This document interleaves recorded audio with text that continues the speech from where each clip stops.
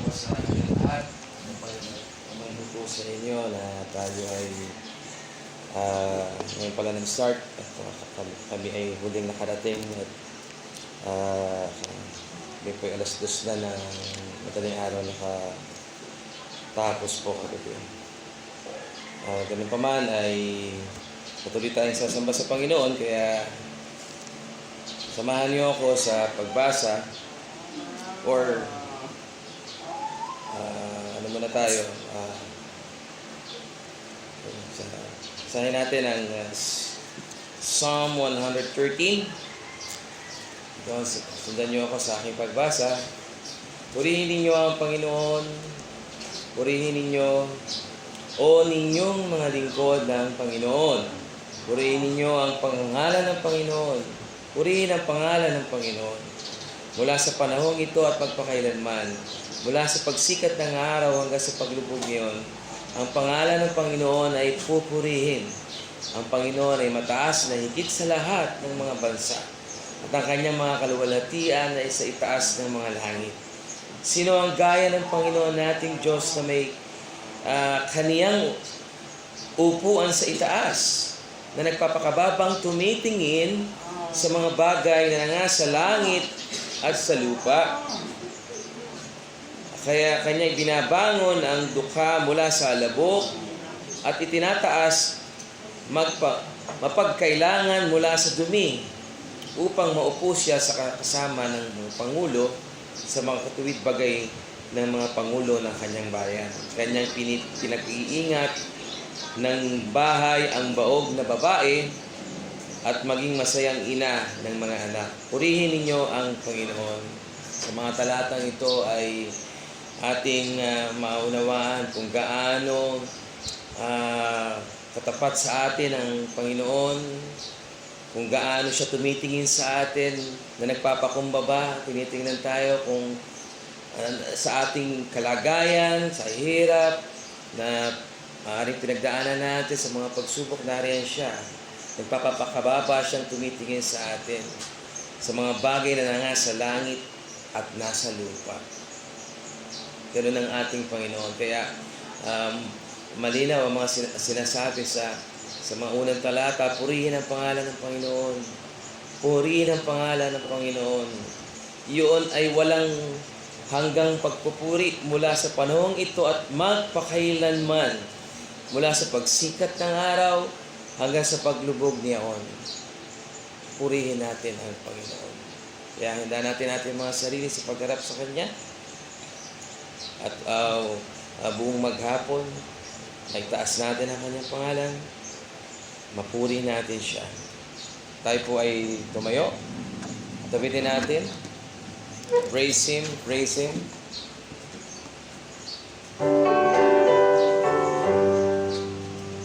Praise Him, praise Him, Jesus our blessed Redeemer.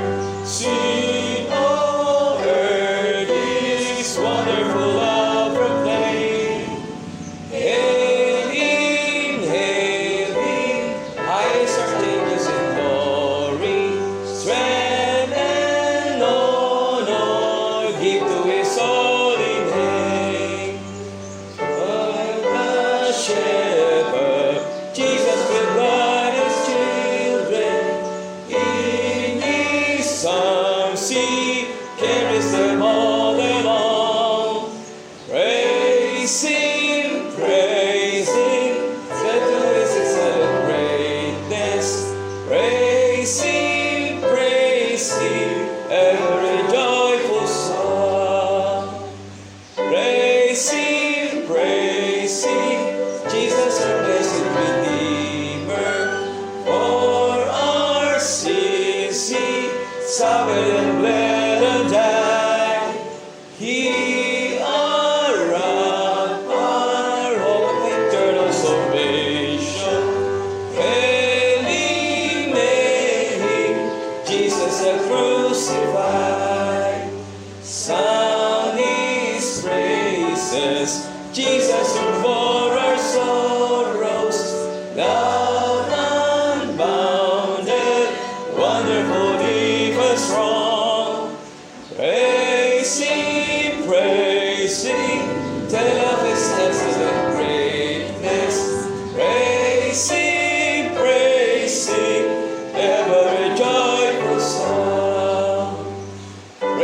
praise Him, Jesus our blessed Redeemer.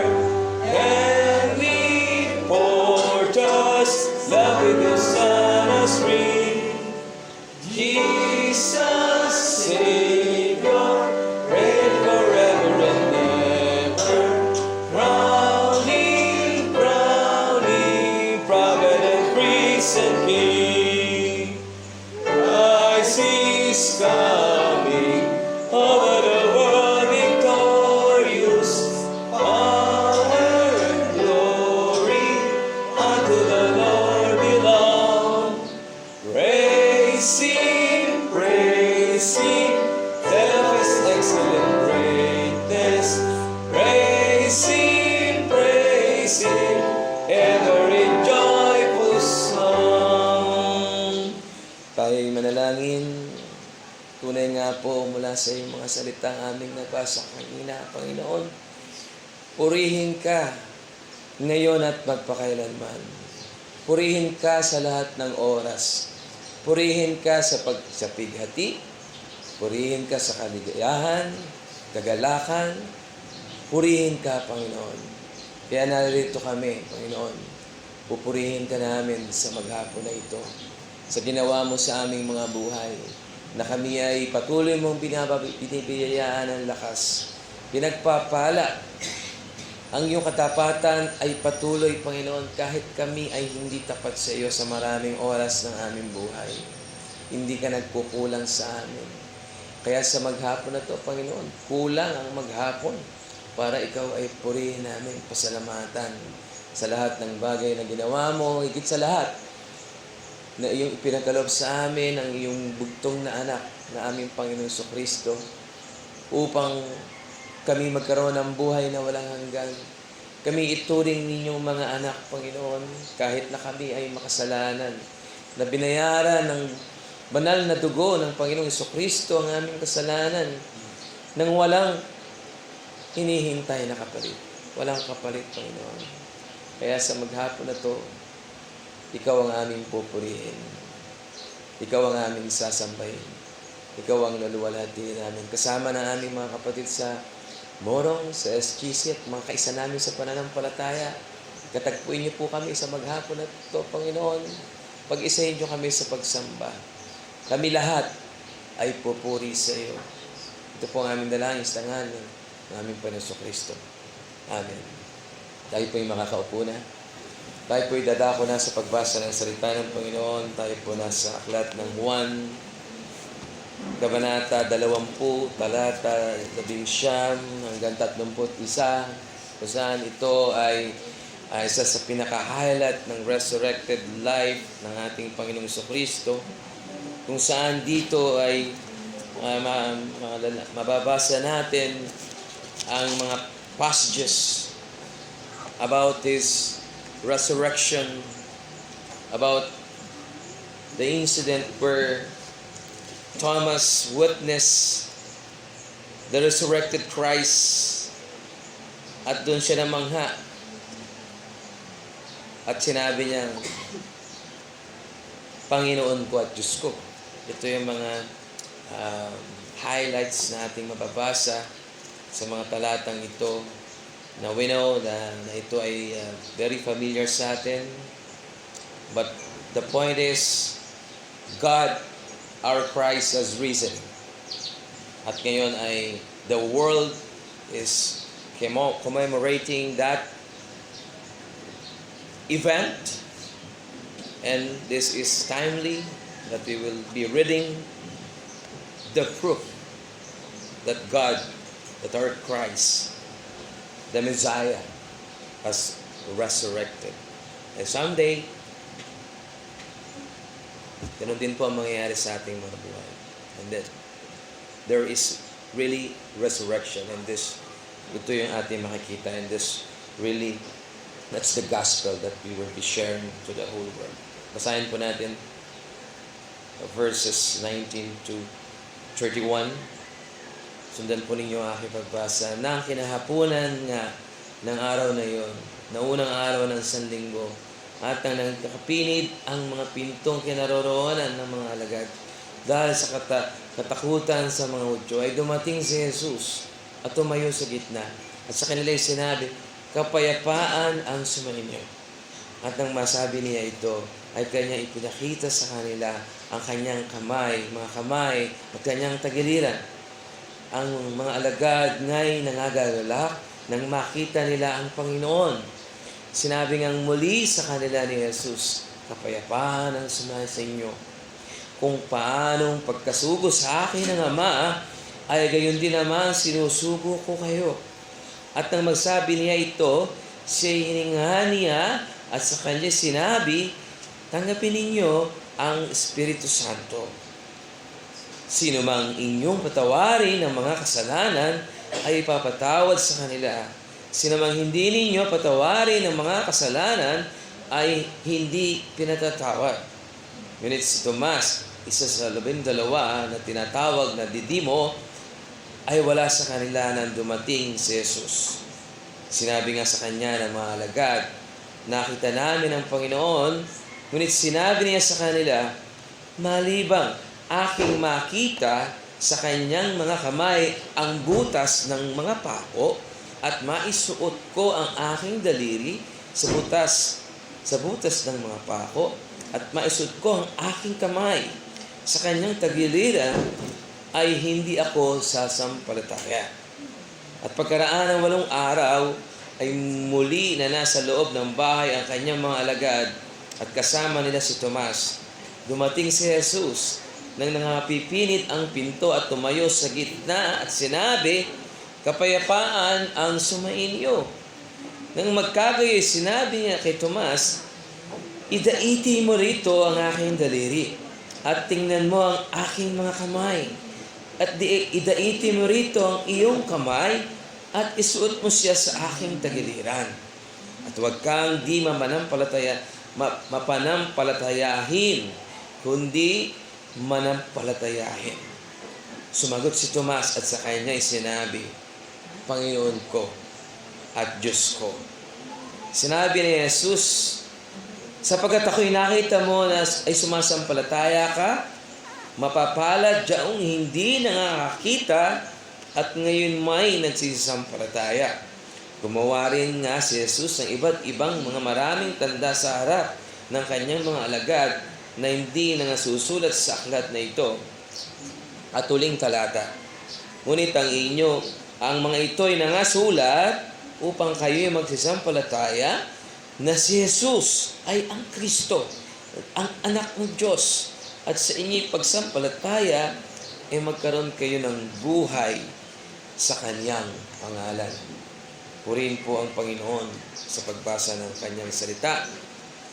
Tayo po'y muling tumayo at awitin natin for 1,000 tongues to sing.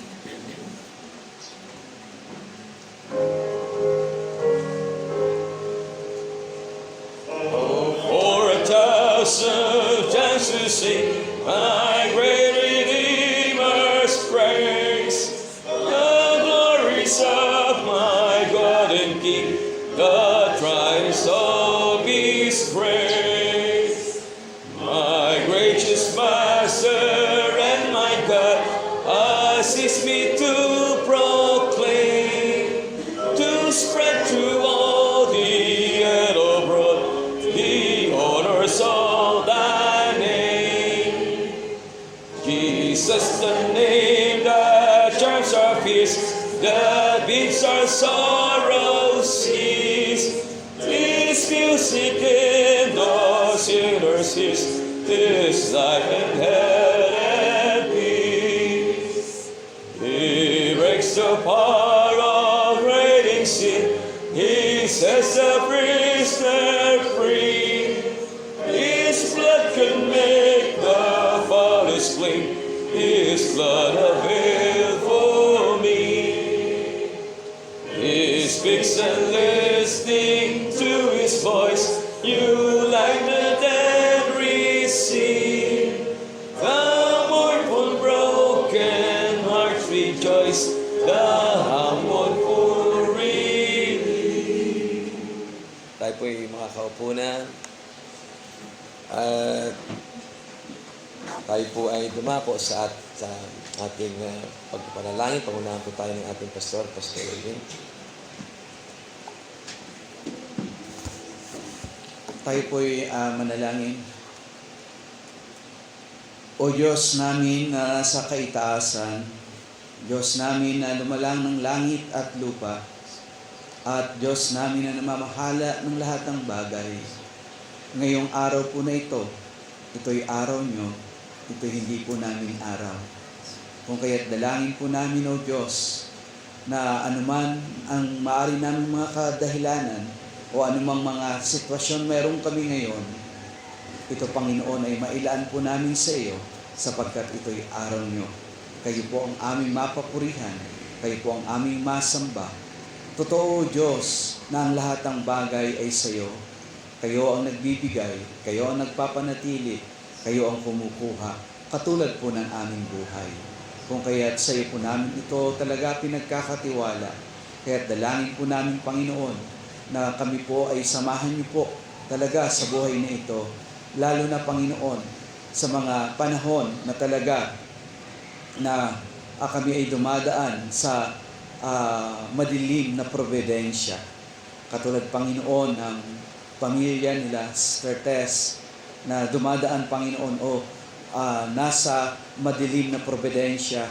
Subalit, Panginoon, ang iyong pong pagsama, ang iyong pong comfort ay masigit po nilang mararanasan. Kaya't salamat, Panginoon, sa iyo pong pangako na ito mula sa iyo pong salita. At kami ngayon, Panginoon, na narito na magpupuri o nagpupuri sa iyo pong pangalan. Dalangin po namin na iwaksi po namin aming mga kaisipan, ang aming pong mga alalahanin, at itoon lamang namin, O Diyos, ito sa iyo, na kayo lamang, Panginoon, ang maitaas po namin sa pagsambang ito. Kayo lamang ang aming mapapurihan, O God. Nawa, Panginoon, katulad kami ng isang tigang na lupa na kung saan ay naghihintay ng pagpatak ng ulan. Sana, O Diyos, ganun po ang aming maging kalagayan, na kami ay parang tigang na lupa na naghihintay ng patak ng iyong pong pagsama sa amin, ng iyong pong pangungusap sa amin, ng iyong pagbuhos ng iyong presensya sa amin, ng iyong salita, Panginoon, na ito'y maging pagkain po ng aming kaluluwa sa umagang ito. Kaya sa iyo po namin talaga ito pinagkakatiwala, O God.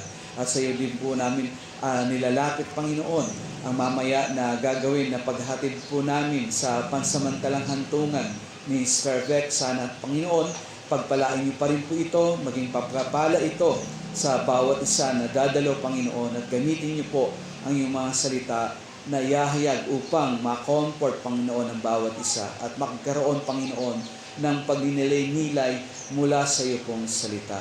Kaya sa iyo po namin talaga ito pinagkakatiwala, O God. Patuloy kayong magbigay ng comfort, Panginoon, sa kanyang mga naiwan ni Sister Beth. At sa pagpapatuloy ng aming pong pagsamba, Panginoon, dalangin po namin na sana ay ang banal na Espiritu ang maranasan po namin sa aming kalagitnaan. Sa mga kapatid po namin na wala ngayon, anuman po ang kanilang kadahilanan, kirutin niyo po ang kanilang puso, Panginoon, at patuloy niyong paalala sa kanila na ito'y araw niyo, hindi po namin ito araw. Kaya dalangin po namin na sana kayo talaga ang maitaas namin. At naniniwala kami, Panginoon, na marami kayong tao sa bayang ito at mga karatig bayan. Sana idako niyo po sila sa lugar na ito. At sa lugar na ito, Panginoon, sa iyo po namin itinataas kung ano pong iyong plano, Panginoon. Sana ang iyong pong kalooban lamang ang mapangyari, hindi po ang aming pong kalooban, hindi po, Panginoon, ang aming pong kagustuhan, kundi sa iyo lamang. At kayo din po, Panginoon, ang magpadala o magtindig ng iyong lingkod na gagamitin sa lugar na ito. Kaya sa iyo po namin talaga ito pinagkakatiwala, O God. Patuloy, Panginoon, na kami ay mag-reflect, Panginoon, sa iyo pong salita sa umagang ito sa aming pagsamba talaga. Sa iyo po namin talaga ito itinataas sa tanging pangalan ng Panginoong Hesus. Amen. At bago po tayo makapakinig ng pangaral, awitin po natin, This is my Father's World.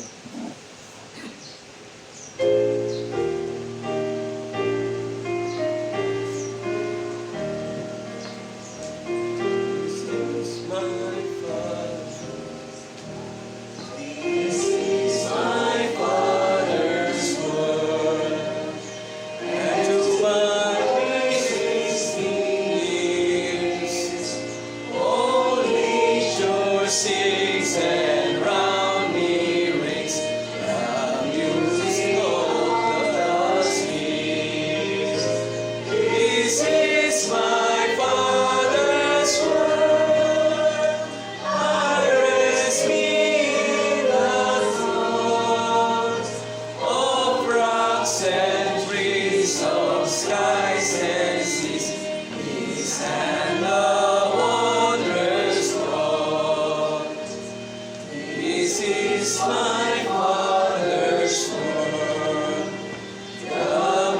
majestic carols raise. The morning light, the lily white, declare their Maker's praise. This is my Father's world. He shines in all the splendor. Here as running grass, I hear him pass. He speaks to me everywhere. This is my Father's world. Oh, let me forget that all the wrongs is also strong. God is the ruler yet. This is my Father's world. Why should my heart be sad? The Lord is King with the heavens ring. God praise, let earth be glad. At sa mga sandali po ito ay tawagin po natin ang ating pastor, Pastor Erwin, para sa pangangaral ng salita ng Panginoon.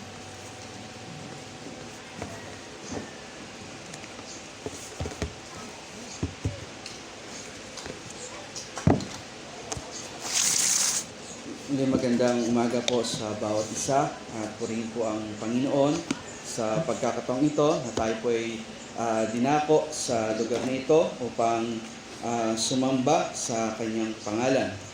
Siguro po ay hindi lingid sa inyo o sa atin ang patuloy na digmaan doon sa Middle East.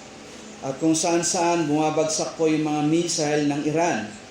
At ang mapanood lamang ito ay lubhang nakakatakot. Di ba?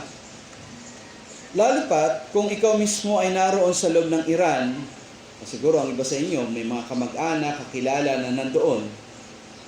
O sa bansa na labis na inaatake nito sa Israel. Meron po akong kaibigan doon sa Israel na talagang pag tumunog na yung sirena ay takbuhan sila at nandoon yung pangamba dahil nga po sa mga missile.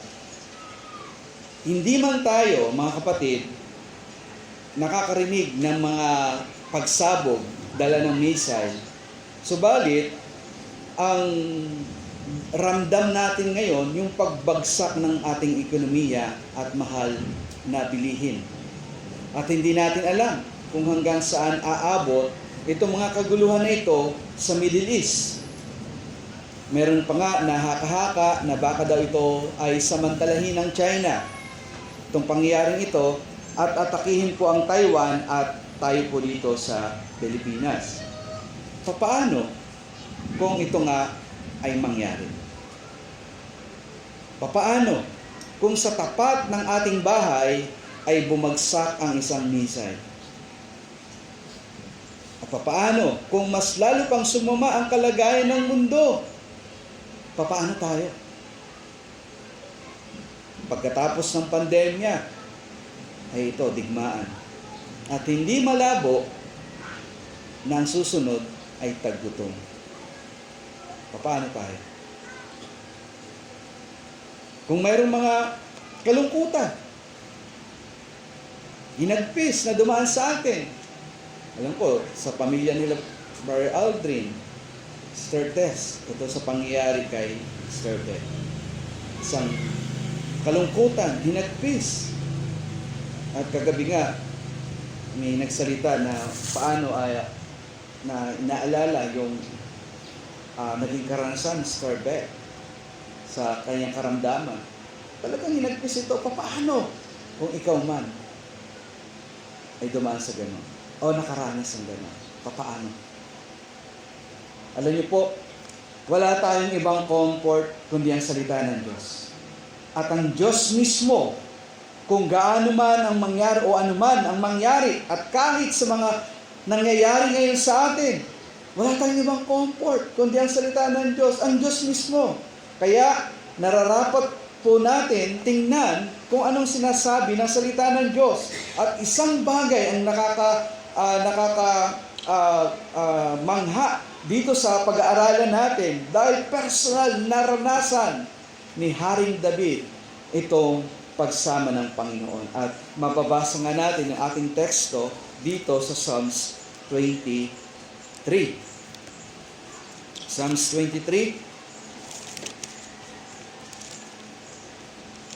Ang sabi dito, ang Panginoon ay aking pastol. Hindi ako magkukulang. Pinahihigaan niya ako sa luntiang pastulan. Inaakin niya ako sa tabi ng mga tubig ng pahingahan. Pinanunumbalik niya ang aking kaluluwa. Inaakay niya ako sa mga landas ng katwiran. Alang-alang sa kanyang pangalan. Bagaman ako'y lumakad sa libis ng lilim ng kamatayan, wala akong katatakutang kasamaan.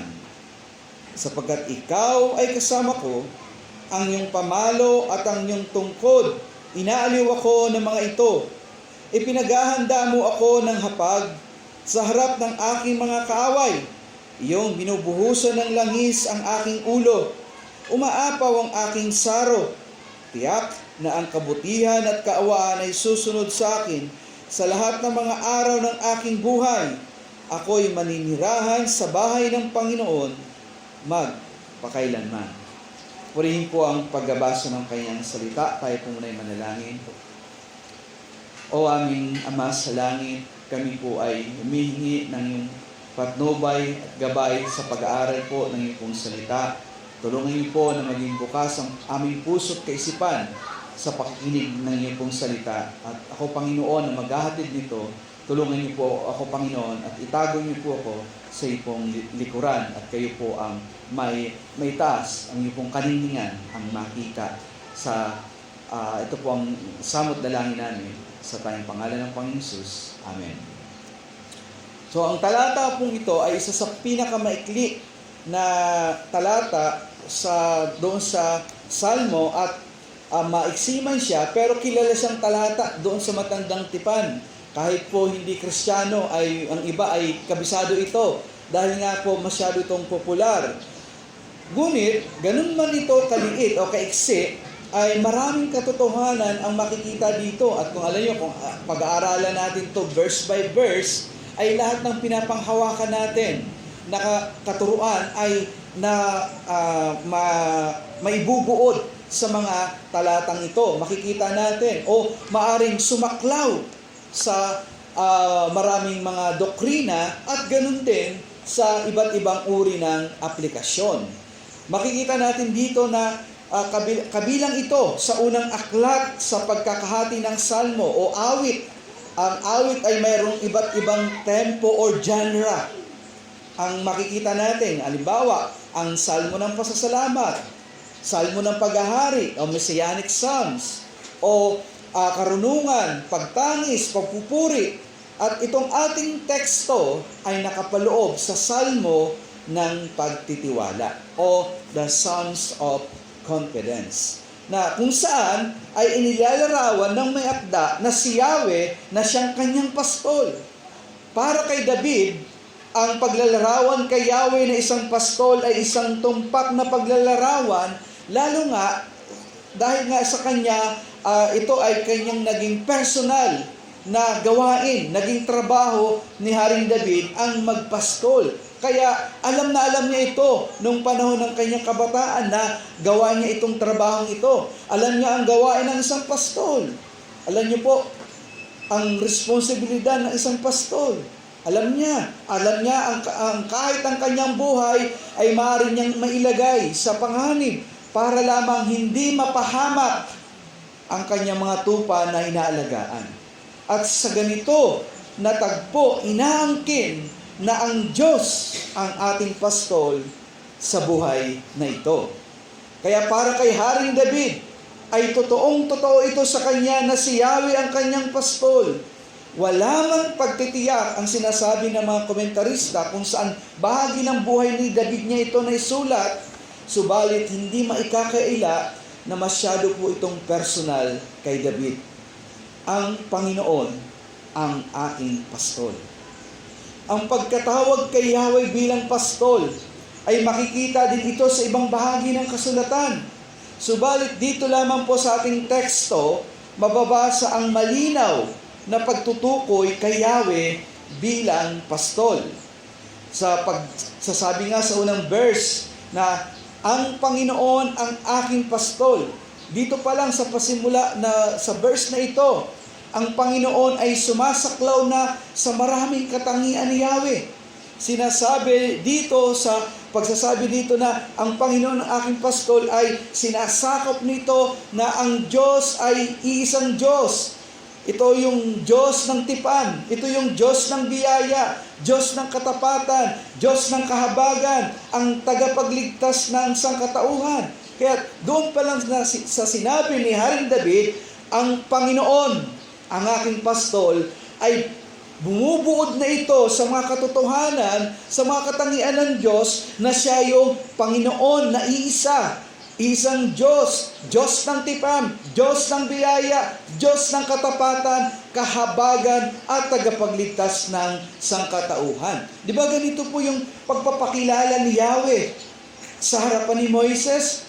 Kung babalikan natin sa Exodus chapter 34, verse 6 to 7 na sinabi doon, ang Panginoon ay nagdaan sa harapan niya at nagpahayag. Ang Panginoon, tingnan niyo po, ang Panginoon, dalawang ulit binigkas dito, ang Panginoon, isang Diyos na puspos ng kahabagan at mapagpala, hindi magagalitin, sagana sa wagas ng pag-ibig at katapatan, na nag-iingat ng wagas na pag-ibig para sa libo-libo, nagpapatawad ng kasamaan, ng pagsuway at ng kasalanan, ngunit sa anumang paraan ay hindi tinuturing na walang sala ang may sala, na dinadalaw ang kasama ng mga ama sa mga anak ng mga anak hanggang sa ika-4 na salin lahi. So, makita natin yung ikinabit doon sa ang Panginoon. Pagkatapos ng binanggit dito ay binanggit doon yung mga katangian ng Diyos. Kaya nga, nung inulit ito ni Haring David, ang Panginoon, ang aking pastol, ay binabalikan itong pagpapakilala na ito patungkol sa Diyos, na kung sino siya. At sa ganitong nakilala ni Haring David, itong si Yahweh. Kaya nga po, dito sa ating teksto, anong sinunod ni David? Ang sinunod niya, hindi ako magkukulang. Ha? O parang sinasabi diyan na wala na akong hahanapin pa. Si Yahweh ay sapat na. At dito nga natin makikita, mga kapatid, kung tunay nga na kilala natin o kung ganito yung pagkakilala natin sa Diyos na ito, talagang masasabi natin itong mga katagang ito ni Haring David, ang Panginoon ang aking pastol. Kung ang Panginoon ang aking pastol, hindi na ako magkukulang. Ha? Sa mga susunod na verse, yung mga sumunod na verses na yon, yung verse 2 hanggang verse 6, ay pagdidetahye lamang kung bakit masasabi ni David na siya ay sapat na, kontento na, hindi na siya nagkukulang.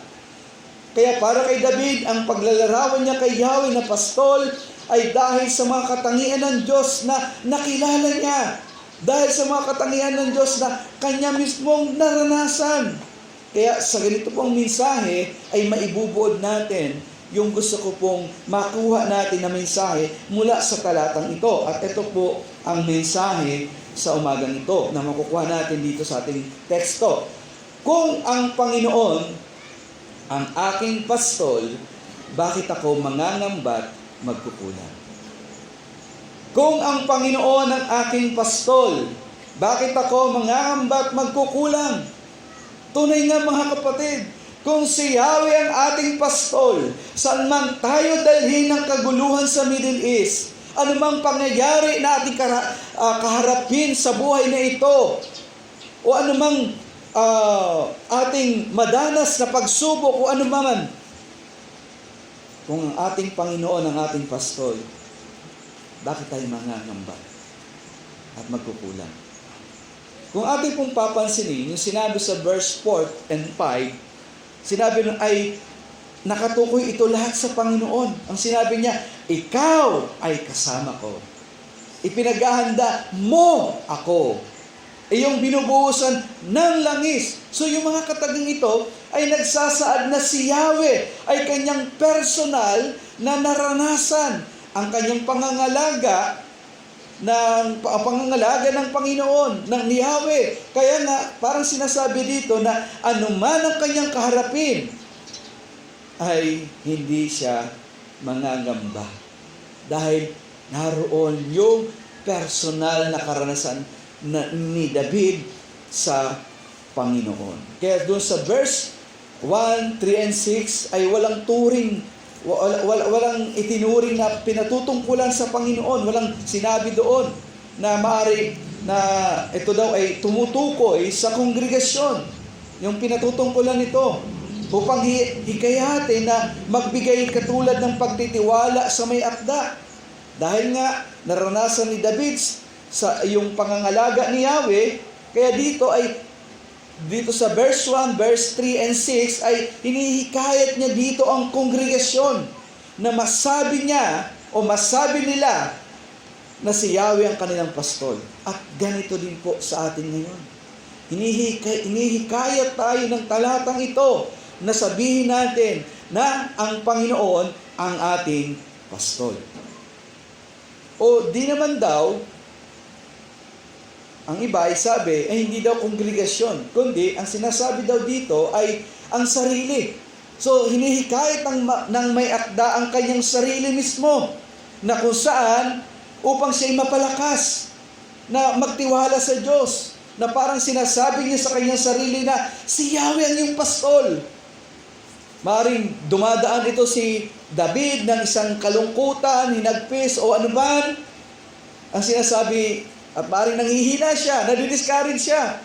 At maring sinasabi sa kanya, ang Panginoon ang iyong pastol. Ang Panginoon ang iyong pastol.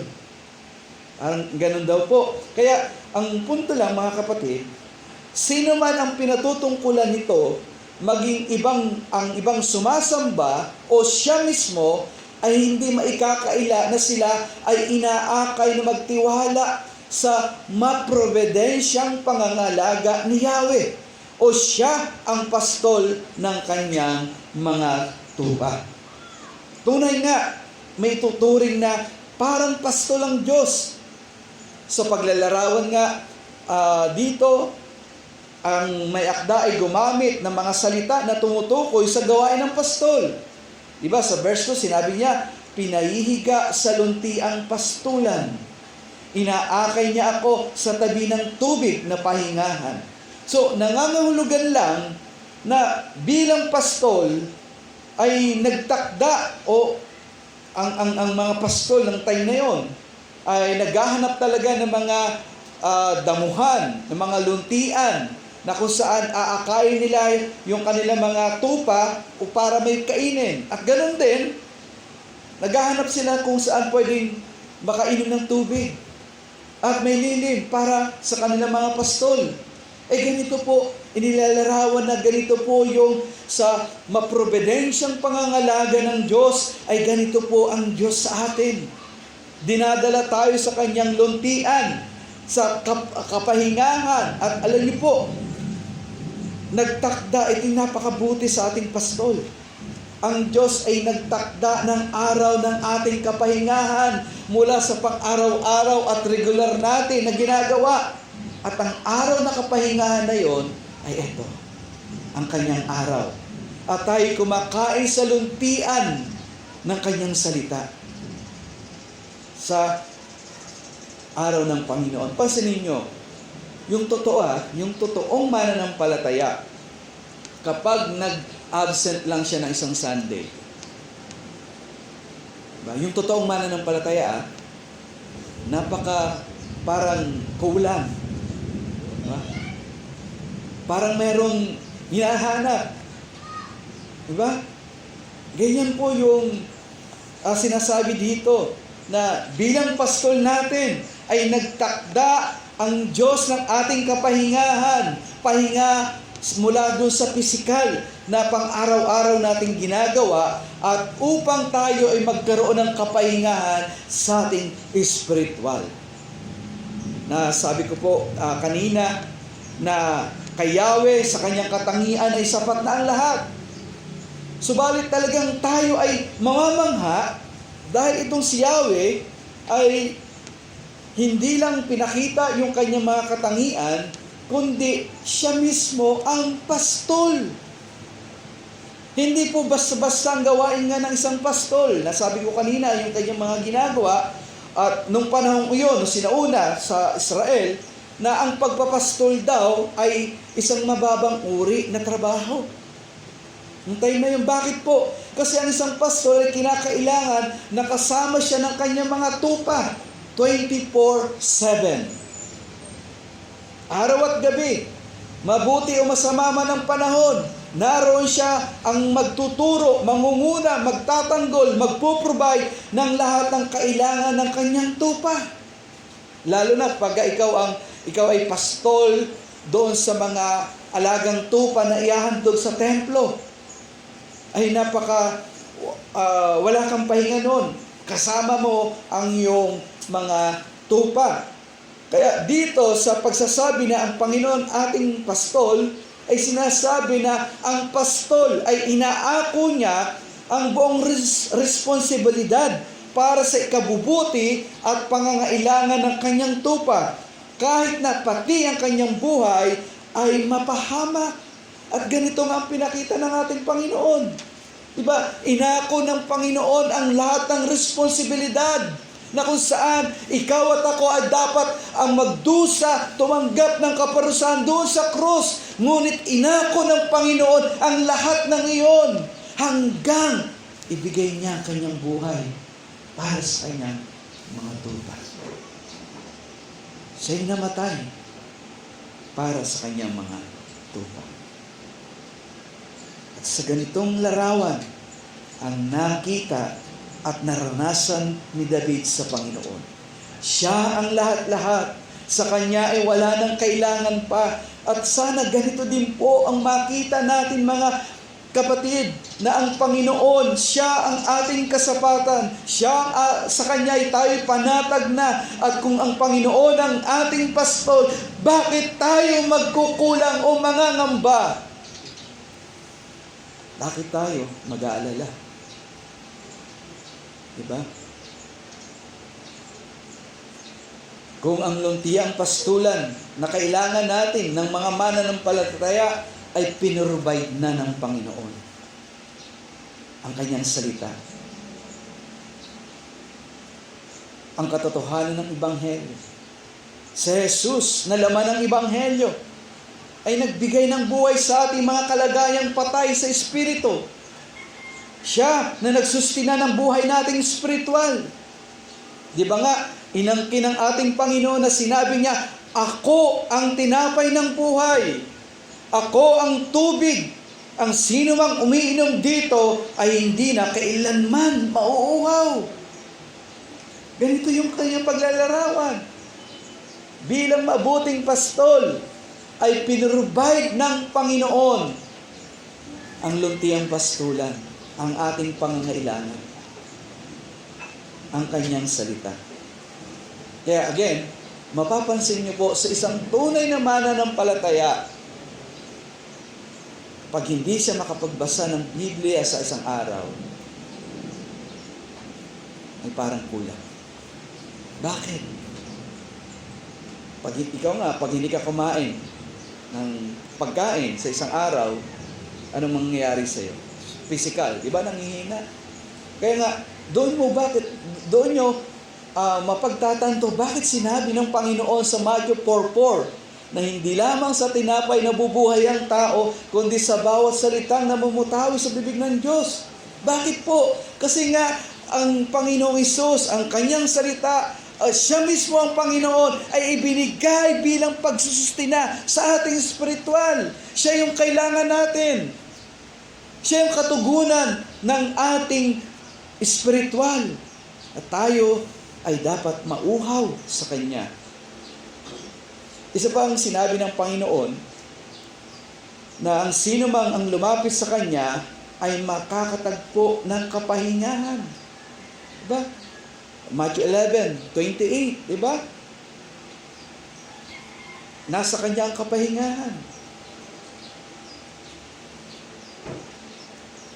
Kaya ang punto, mga kapatid, ang kapahingahan na ibinigay ng ating pastol ay natagpuan at naranasan natin sa pamagitan ng Panginoong Hesus nang tayo ay sumampalataya sa Kanya at inilalarawan natin ito sa araw ng Panginoon na tayo ay nagpapahinga sa Kanya. Tayo ay nagpapahinga sa Kanya. Kung kaya't sa araw ng Panginoon, tayo ay humihiga sa luntiang pastulan ng Kanyang salita. At sinasabi din sa atin ito na ikaw ay magpahinga mula sa iyong mga gawa. Gawa ng kabutihan, gawa ng iyong relihiyon, gawa ng pangangatwiran, gawa ng pang-araw-araw na gawain. Magpahinga ka sa gawa ng kaaway at sa marami pang ibang gawa. Magpahinga ka sa Kanyang salita. Uminom ka sa batis na luntian ng Kanyang katwiran. Sa ating Panginoong Hesus. Kaya sa ating buhay nito, mga kapatid, sapat ang Kanya pong biyaya. Ang Kanya pong pangangalaga bilang pastol. Ang tanging gawin mo lamang ay humiga ka sa luntiang pastulan at sa batis na pahingahan. Ang Kanyang salita. Pansinin niyo, mga kapatid, the more na nagpapabaya ka sa mga kaparaanan ng biyaya, the more na napapalayo ka sa Kanya. The more na nagsisikap ka na maging tapat sa kaparaanan ng biyaya, the more na mauuhaw ka sa Kanya. The more na masahanga rin siya. Kaya, kung ganito yung ating pagkilala sa Diyos na ito, na siya yung ating pastol, at dahil siya ang ating pastol, hindi tayo mangangamba at magkukulang, kaya kahit magtaasan ng mga bilihin, ano man mangyari sa ating bansa, ano man yung dinadanas ngayon, o yung pinagdadaanan ngayon, o pagdaanan pa ng mga pagsubok, o mga pagtitiis sa buhay na ito, ang sasabihin mo lang, ang Panginoon, ang aking pastol, bakit ako mangangamba at magkukulang? Kaya, mga kapatid, pinapanghawakan mo ba ang Kanyang salita? Masasabi mo ba ito? Itong sinabi ni Haring David sa iyong sarili. Sinabi sa verse 3, pinanunumbalik niya ang aking kaluluwa. Itong salita daw na ito, itong expression na ito, ay nagsasabi na may panahon na yung isang mananampalataya daw ay makakaranas ng panghina, panglulumo sa kanyang spiritual at maaaring mahulog pa sa pagkakasala. Kaya dito sinasabi na hindi sa buhay pananampalataya ay hindi ka laging malakas. Hindi ka lagi nasa tuktok. Kaya nga sinabi niya dito, pinapanumbalik niya ang ating kaluluwa. It means siya yung nag-preserve sa atin. Bilang maaring tayo yung tupa na medyo nalilihis na ng landas, tayo'y binabalik ng Diyos sa pamagitan ng Kanyang salita.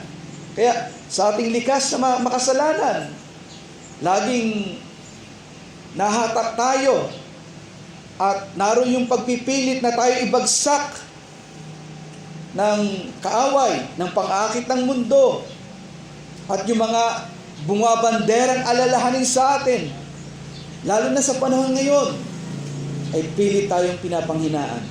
Subalit, naroon ang Kanyang maprobidensyang pangangalaga sa atin bilang pastol upang tayo ay panumbalikin at palakasin.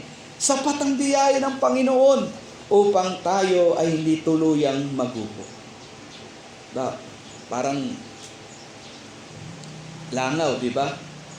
Kanina, langaw, anong mong tawag mo sa kanya? Babalik at babalik doon. Parang ganun yung kasalanan. Parang ganun yung mga alalahanin sa mundo. Anumang tahabog mo, babalik at babalik sa isip mo yon. Ba? Pero, ang sinasabi sa atin, meron tayong panghampas ang salita ng Diyos. Meron tayong panghampas. Kaya, itong mga katagang ito na sinabi dito ni Haring David ay personal na naranasan mismo niya na ang Panginoon ay siya ay pinanumbalik, nanghina yung kanyang spiritual. Siya ay nahulog sa pagkakasala kay Bathsheba. Di ba, nung siya ay hinarap ni Propeta Nathan, na pagkatapos na inamin niya ang kanyang pagkakasala, sinabi doon sa 2 Psalms chapter 12 verse 13, inalis din ng Panginoon ang iyong kasalanan, hindi ka mamatay. Dahil nga nung pagkatapos na siya i-rebuke ni Prophet Nathan, siya ay nagsisi sa kanyang kasalanan. Pinanumbalik siya ng Panginoon. Kaya ang tugon sa kanya ng Panginoon, hindi ka na mamamatay sa iyong kasalanan. So, kaya bilang pastol, naranasan ni Haring David sa Diyos na siya ay nagpatawad, pinatawad yung kanyang kasalanan. Siya ay pinanumbalik sa mga damdamin, sa kanyang damdamin. Siya ay pinalakas. At alam niyo yung mapapansin natin doon mula nung magkasala si Haring David kay Bathsheba, alam niyo yung mapapansin natin doon sa kanyang prayer sa Psalms 51, sinabi niya, "Restore unto me the joy of my salvation." It means, pinapakita nun, nung siya'y nagkasala, wala siyang kagalakan sa Panginoon. Kaya doon natin makikita na kapag ikaw ay may tinatagong kasalanan, wala kang kagalakan na manalangin, magbasa ng Biblia, at dumalo sa pagsamba. Pero dito, dahil itong pastol na ito ay naranasan ni Haring David, siya ay pinatawad, siya ay na-restore. Kaya ang panalangin niya, "Restore unto me the joy of my salvation." Ibinalik sa kanya ng Diyos yung kagalakan, sumamba. Kaya nga sa Psalms 100, chapter 100, verse 4, sinabi yon na punta kayo sa templo na may taos-pusong pasasalamat. Naroon yung kayang kagalakan sa harap sa Panginoon. Kaya dito ay ganda ng ginawa ng Diyos sa kanya bilang pastol niya. Dahil nga, panumbalik siya. At ganito yung ginagawa sa ating mga kapatid. Kung tayo ay nagkakasala, at kung tayo ay mayroong mga sugatang puso, kanya po siya ang nagpapahilom. Siya ay nagbibigay ng kalakasan sa mga kaluluwang nanlulupaypay. Dahil nga po, siya yung ating pastol. Alam niyo, yung ginawa niya dito, hindi dahil special na gagawin ng Diyos ito sa iyo. O kay Haring David. Bakit na-restore niya si Haring David? Dahil ba siya special sa kanya? Hindi. Ang sinabi dito sa ating talatay, sinabi, dahil sa kanyang pangalan. Hindi dahil sa iyo o anuman ang nagtulak sa Panginoon upang gawin ang lahat ng iyan para ikaw ay panumbalikin, kundi para sa kaluwalhatian ng kanyang pangalan. Dahil kung sa atin lang, ano po ang makikita sa atin? Anong makikita sa atin ng Diyos? Ang ating karunhan. Ang ating pagiging hindi tapat. Yan po ang makikita sa atin. Ang ating mga nanatiling kasalanan. Kung kaya't masasabi natin mga kapatid na ito'y biyaya, isang pabor ng Diyos sa mga hindi karapat-dapat paboran. Kaya kung isipin natin, napakaganda na ito. Napakaganda ng Diyos na ito. Nakakamangha itong Diyos na ito at tunay na mabuting pastol. Subalit kung titingnan natin ang ating sarili, para lang tayong langaw na kahit tinataboy mo, pilit pa din babalik. Babalik tayo sa kawalan ng pagtitiwala sa Diyos. Babalik tayo sa pagkakasala. Babalik tayo sa pag-aalala na kahit tinataboy na tayo ng salita ng Diyos na bumalik sa Panginoon, pilit pa rin yung pag-aalala, mga pangamba sa ating kaisipan.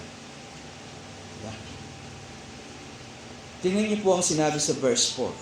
Sabi doon, Bagaman ako'y lumakad sa libis ng lilim ng kamatayan, wala akong katatakutang kasamaan.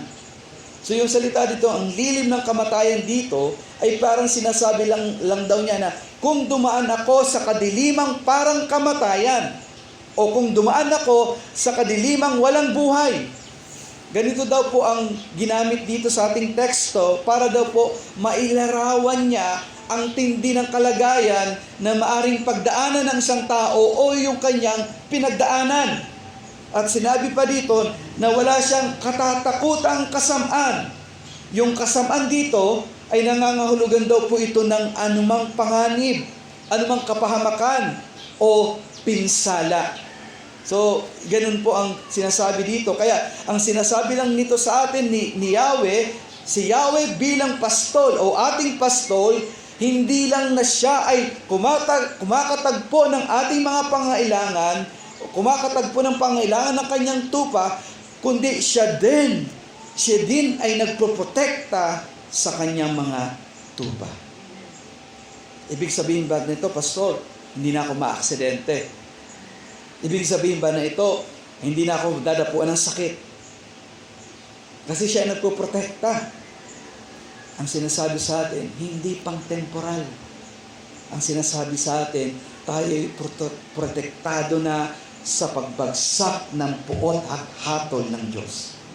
Wala na. Kaya nga, ano sinabi ni Pablo sa Romans chapter 8 verse 1, ngayon nga ang na kay Kristo ay wala ng kahatulan. Protektado tayo doon. Kaya dito, maaaring hindi tayo maligtas sa anumang panganib, pero sa pagkaalipin sa kasalanan at sa pagbagsak ng hatol ng Diyos, ay tayo ay protektado. Sabi nga ng isang kilalang preacher, sabi niya, na maaring sabihin na yung lilim ng kamatayan ay tumutukoy sa karamdaman, kapighatian o kalungkutan, kahirapan, kabiguan at marami pang iba na masasabi natin na lilim ng kamatayan. Ang lahat ng ito ay daraan at dinaraanan ng mga mananampalataya. Kung napapanood natin yung mga balita doon sa Middle East, ay talagang mangangamba tayo, di ba? At kahit sa epekto nito sa atin, yung pagmahal ng bilihin, hindi tayo ligtas. So, anumang pagdaanan natin, hindi tayo ligtas na tayo ay maaaring nasa lilim ng kamatayan. Pero, alam niyo po, dumaan man ang isang mananampalataya sa isang matinding pagsubok, masalimot na karanasan o nasa lilim ng kamatayan o sa punto na parang mamamatay na siya o parang siya ay nasa kamatayan na, ang pangako ng Diyos ay kasama mo. Kasama mo siya. Ang ginamit po na salita dito ay pangkasalukuyan na nagsasaad ito sa anumang sitwasyon ng isang mananampalataya na nanatili siya na nasa pangangalaga ng Diyos. Nanatili siya. At tingnan mo mga kapatid, sa inyo po, dumaan ang pandemic, pero nandiyan ka ngayon.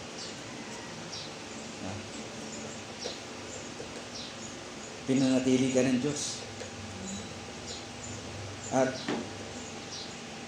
dumaan man ang digmaan ngayon. Ano man mangyari, ang sasabihin natin, kung ang Panginoon ang aking pastor, bakit ako mangangamba? At magkukulang. Naikwento ko ito doon sa first night na pangangaral ko. Yung nangyari kay Donald Gray Barnhouse na yung asawa niya, mahal niya na namatay. At dahil nga namatay, talagang nagluksa sila kasama po yung kanyang mga anak. Namatay siya dahil sa sakit. At wala siyang maaring salita na pwedeng para ma-comfort ng mga anak niya. Isang araw, nagbibiyahe sila, then sakay sila ng kotse, nasa daan nadaanan sila ng truck. At panandaliang lumilim sa kanila yung lilim ng truck. At dito ay sinabi ni Barnhouse sa kanyang mga anak, ni Donald Barnhouse, "Mga anak, alin ang mas gugustuhin ninyo? Na masagasaan ng truck o madaanan lang ng anino ng truck?" So, sumagot ang kanyang anak, "Siyempre po, Daddy, mas mabuti na ang anino lang." At pagkatapos sinabi ni Donald, "Ganun din ang nangyari sa inyong ina. Ang truck ng kamatayan ay dumaan na sa Panginoong Hesus noong siya ay namatay sa krus. Kaya para sa mga sumasampalataya sa Kanya, ang dumaan na lang sa atin o sa inyong ina ay ang anino ng kamatayan. Hindi na ang tunay na kapahamakan." Kaya mga kapatid, ganito yung hindi man tayo ligtas na hindi madaanan ng mga pagsubok sa buhay at ibang mga karanasan. Subalit ang sinasabi sa atin, ito'y anino na lamang. Anino na lamang. Sapagkat ang ating pastol ang nagprotekta sa atin, ang truck ng kamatayan ay dumaan na sa Panginoong Hesus nung siya'y naipako doon sa krus. Tinanggap niya ang bigat ng parusa sa kanyang sarili. Kaya nga, isa sa kanyang mga sinigaw, Diyos ko, bakit mo ako pinabayaan?" Dahil pinagdaanan na ng Panginoong Hesus ang tunay na kamatayan, ang truck ng kamatayan. Sa atin ngayon ay anino na lamang. Again, sinabi sa verse 1, ang Panginoon ay aking pastol. Yung salita ditong aking pastol ay nagsasaad daw ng pag-aari o ownership. So, kung kaya, hindi maaaring angkinin ng isang tao at sabihin na ang Panginoon ang aking pastol. Kung hindi pa naman talaga siya nagpasakop at sumampalataya sa Panginoon. Sapagkat sinasabi niya sa bagong tipan, sa John 10, verse 3 and verse 14, na nakikilala ko ang aking mga tupa at ako na may kilala nila, pinapakinggan nila ang aking tinig. So, makikita natin dito na yung salitang aking pastol ay ownership ito, pagmamay-ari. Kaya sinasabi dito ni David, ang Diyos ang aking pastol dahil kilala niya ito. Kilala niya ito. Kaya, kung meron akong kausap dito, hindi mo pwedeng sabihin ang Panginoon ang aking pastol. Kung hindi mo pa siya personal na naranasan. Kung hindi ka pa lubos na nagpasakop at sumampalataya sa Panginoon. Sapagkat ang tunay na tupa ng Panginoon ay nakikinig at nakikilala siya. Kung ikaw isa sa mga tupa ng Panginoon, lalapit ka sa Kanya at pakikinggan ang Kanyang tinig. Pakikinggan mo ang tinig ng Panginoon sa lahat ng usapin ng iyong buhay. Pag araw ng linggo, araw niya. Ang papakinggan mo ay ang tinig niya. Pag harap ka sa isang kasalanan, ang papakinggan mo ang tinig ng salita ng Diyos. Hindi ang tibok ng puso. O tulak ng kaisipan. O panghihingain mo ng sanlibutan. Ang iyong papakinggan ay ang kanyang tinig. Kaya walang sino man ang may karapatang isipin na siya ay kabilang sa mga tupa ng Panginoon kung ang kanyang pagkatao ay hindi pa nababago at hindi pa sumusunod, nagpapasakop sa kanyang salita. Sapagkat ayon sa kasulatan, ang mga hindi pa naliligtas ay hindi inilalarawan bilang mga tupa, kundi bilang mga lobo or kambing. Yan ang paglalarawan. Madali pong, sabi ni Pastor Rene, dati ka-counseling siya sa mga hindi mananampalataya, lahat na mga mag-asawa. Pero napakahirap pala daw. Dahil wala siyang ibang pangharap ay yung salita ng Diyos. Pero susunod ba yun? Hindi. Kaya tinigil niya yung pagka-counseling sa mga hindi mananampalataya. Bakit? Kasi nga dito sa John chapter 10, sinasabi, ang kanyang tupa ay makikinig at nakikilala siya at susunod sa Kanya. Diba? Inulit ito ni James Santiago na sa ibang salita lang na hindi kayo dapat tagapakinig lang ng salita, kundi taga-gawa. Bakit nga? Dito nga, ang tunay na tupa ng Panginoon ay susunod sa salita ng Diyos. Kaya ang tupa ay pag-aari, hindi isang mabangis na hayop. Ito ay mahalaga sa may-ari at kadalasan ay binibili sa malaking halaga. Kaya, alam nyo, dito po sa ating teksto, pagkatapos po inilarawan ni Haring David yung pagiging pastol, ay gumamit naman po siya ng larawan ng paghahanda na kung saan ang may akda ang panauhin at siya ay maasikasong tinanggap sa hapag. So, makikita natin dito yung larawan na kung saan ang isang mananampalataya ay tanggap at may lugar sa hapag ng Panginoon. Ang Panginoon ang naghahanda ng handaan. At sinabi dito na binuhusan ng langis. Yung pagbubuhos ng langis, ito daw po ay isang kaugalian bilang pag-welcome sa isang panauhin. At kung isa kang panauhin, ikaw ay sagot ng naghanda. Kaya habang nasa poder ka na naghanda, walang sino man ang maaaring manakit sa iyo. At kahit pa ang iyong kaaway, at ay hindi ka maaaring galawin. Nasa pangangalaga ka ng paghahanda o nung tumanggap sa iyo. Wala pong binanggit dito na dahilan kung bakit ipinaghanda ng Panginoon ang isang panauhin. Kundi ang Panginoon ang unang kumilos. Siya ang kumilos upang ang isang tulad mo at kagaya ko ay ipaghanda. Kaya aanilag natin dito na ang gawa ng Diyos sa kaligtasan, siya ang unang kumilos ng kaparaanan. Hindi tayo. Kaya di ba sinabi ni Juan sa 1 John, siya ang unang umibig sa atin. Siya ang nagtakda ng kaparaanan ng kaligtasan. Kaya nariyan ang sinabi ng Panginoon sa John 14:6, ako ang daan, buhay at katotohanan. Acts chapter 4 verse 12, walang sino mang sukat ikaligtas na tao kundi sa pangalan niya. Romans chapter 5 verse 8, na ganito pinutunayan ng Diyos ang kanyang pag-ibig sa atin samantalang tayo makasalanan, si Kristo ay namatay para sa atin. Kaya muli mga kapatid, kung ang Panginoon ang ating pastol, bakit ako mangangambat magkukulang? Pinaghanda niya na ako ng lugar. Pinaghanda niya na ako ng lugar. So sinabi din dito na habang siya ay nabubuhay, ay maninirahan sa bahay ng Panginoon. Ang sinasabi lang daw po nito ay yung pamamalagi sa maaring lang daw ito tumutukoy sa pamamalagi sa templo.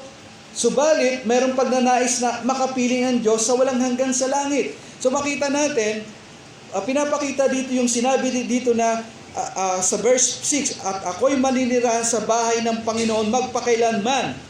Pinapakita dito yung pangkasalukuyan, pero may paghahangad sa panghinaharap. Ano yung pangkasalukuyan? Yung pangkasalukuyan na paglalarawan sa hinaharap. Medyo, ibig sabihin nun, yung panghinaharap na mangyayari sa atin ay yung lahat ng mga banal, lahat ng mga mananampalataya ay sama-samang sasamba sa hapag ng Panginoon. Magkakasama tayo. At yung nilalarawan doon ay ginagawa natin tuwing araw ng Sunday. Kaya ang sinasabi dito na ako'y maninirahan sa iyong maninirahan sa bahay ng Panginoon, yung pangkasalukuyang templo. Tapos magpakailanman yung hinaharap na darating. Kaya muli, makikita natin sa isang tunay na mananampalataya, hindi niya kakaligtaan at hindi niya ipagpapaliban ang araw ng Panginoon. Mamahalin niya ito sapagkat ito'y larawan ng darating na pagtitipon ng mga banal. Kaya,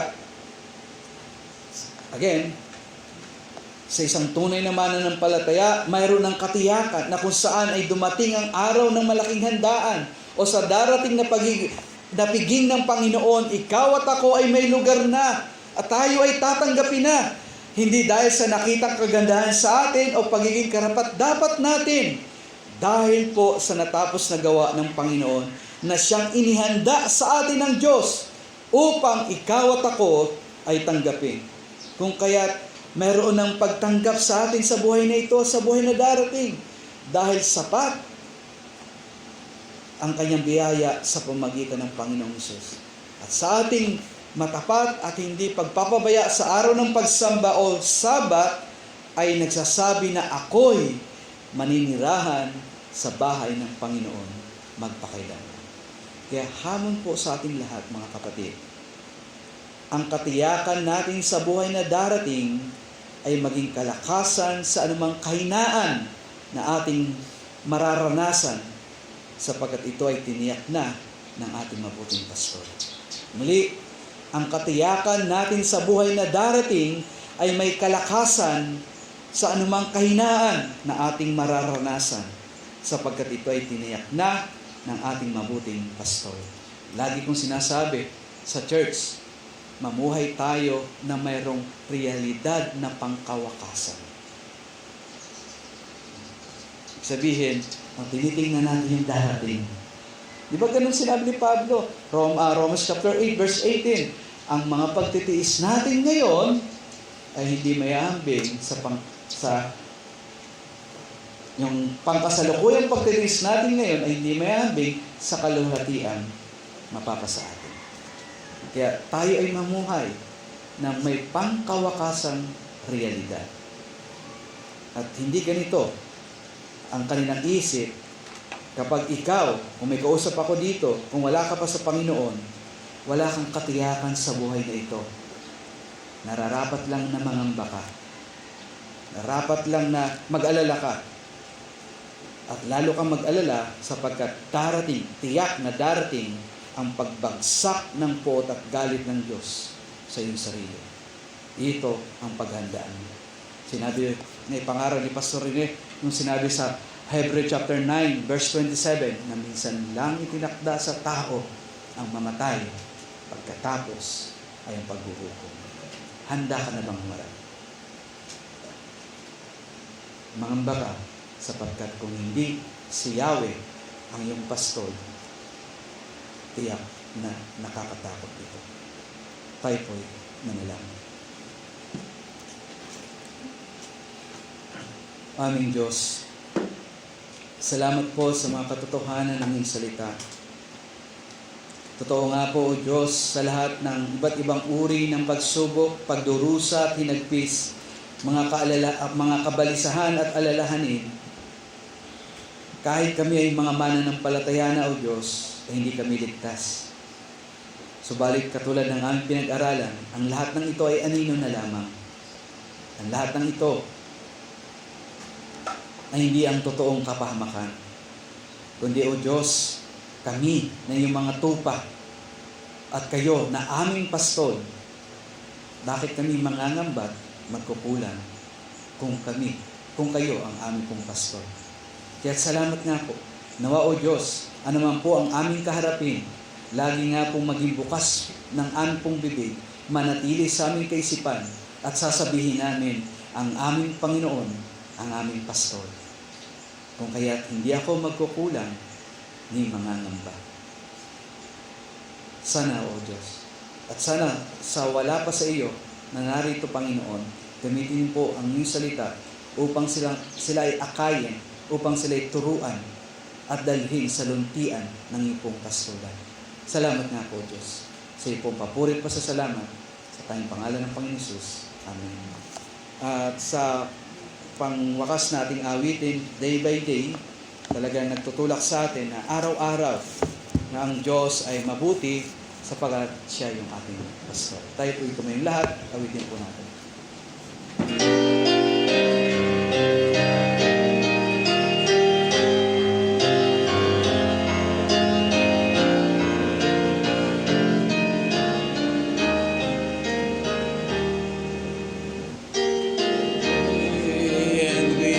Passing moment, strength I find to me.